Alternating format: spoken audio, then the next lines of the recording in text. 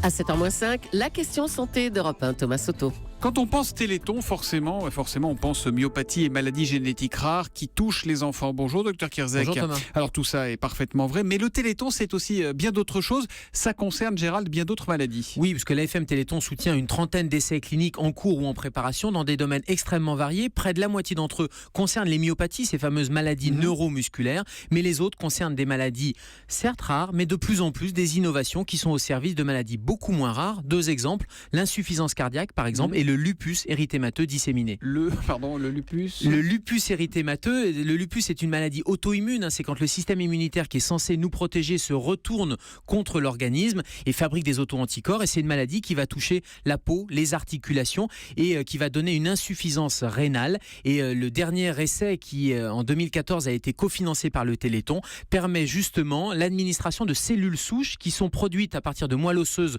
de donneurs sains. Et bien ces cellules souches sont ensuite greffées sur des patients atteints et résistants, des patients atteints de lupus érythémateux. Donc là, c'est une maladie qui ne touche plus les enfants, qui touche les adultes et qui est résistante aux autres traitements. Et que peut apporter le Téléthon dans le traitement de l'insuffisance cardiaque ? Alors l'insuffisance cardiaque, vous savez, c'est le cœur qui ne remplit plus son rôle de pompe cardiaque. Et alors le stade ultime, on a beaucoup parlé de la greffe de cœur, voire même du cœur artificiel, du CARMAT.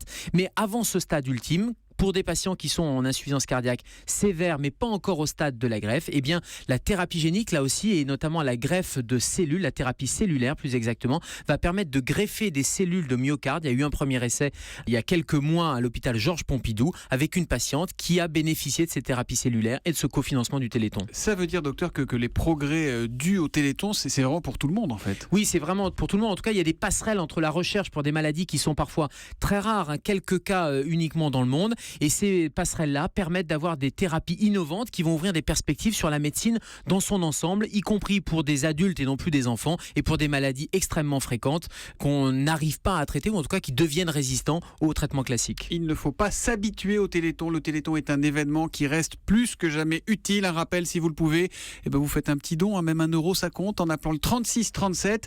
Les dons qui sont également possibles en ligne sur le site don.téléthon.fr. À lundi, Gérald. À lundi, Thomas.